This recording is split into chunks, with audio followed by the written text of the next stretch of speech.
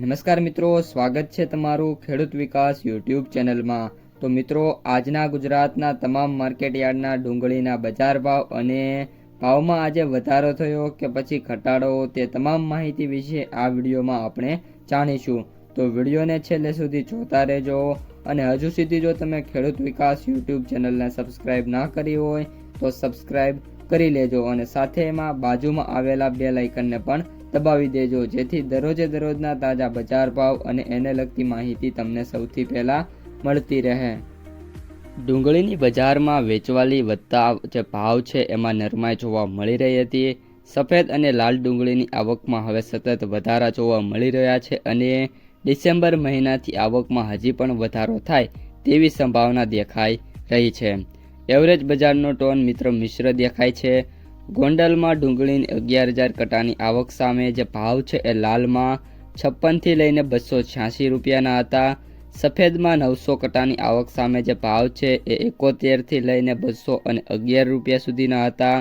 રાજકોટમાં લાલ ડુંગળીની વાત કરીએ તો 4,000 કટાની આવક સામે જે ભાવ છે એ 51 થી લઈને 180 રૂપિયાના હતા। તો સામે મહુવામાં લાલ ડુંગળીની 7,600 ઠેલીની આવક સામે જે ભાવ છે એ જૂની ડુંગળીના 51 રૂપિયાથી લઈને 195 રૂપિયા, જ્યારે નવી ડુંગળીના 58 રૂપિયાથી લઈને 137 રૂપિયા વચ્ચે મિત્રો બોલાતા જોવા મળી રહ્યા છે।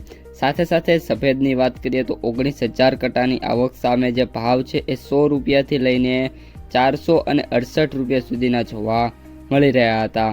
નાસિકમાં વાત કરીએ તો ઉન્હાલ કાંદાની છે એ 4,600 ક્વિન્ટલની આવક હતી અને ભાવમાં 300 થી લઈને 1,490 રૂપિયા જોવા મળી રહ્યા છે। નાસિકમાં ઉન્હાલ કાંદાની જે ડિમાન્ડ છે સતત ઘટી છે, જેના લીધે જે ભાવ છે એમાં મિત્રો ઘટાડો જોવા મળી રહ્યો છે। નાસિકમાં ડુંગળીના પાકમાં બગાડ વધારે હોવાથી આગામી દિવસોમાં બજારમાં વેચવાલી કેવી આવે છે તેના ઉપર મિત્રો જે બજાર છે આધાર રાખી રહ્યો છે અને ડુંગળી બજારમાં આગામી દિવસોમાં મોસ્ટ ઓફ જે ભાવ છે એમાં સ્થિરતાનો માહોલ જોવા મળે એવી પણ પૂરેપૂરી શક્યતા અત્યારે જોવા મળી રહી છે।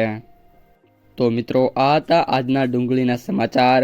વિડીયો પસંદ આવ્યો હોય તો લાઈક કરી દેજો, તમારા જે મિત્રો અને સગા સંબંધીઓ છે એમને સુધી આ વિડીયોને શેર કરી દેજો અને જે પણ મિત્રો આપણી યુટ્યુબ ચેનલમાં નવા છે અને હજુ સુધી ચેનલને સબસ્ક્રાઈબ ના કરી હોય તો ચેનલને સબસ્ક્રાઈબ કરવાનું ભૂલતા નહીં।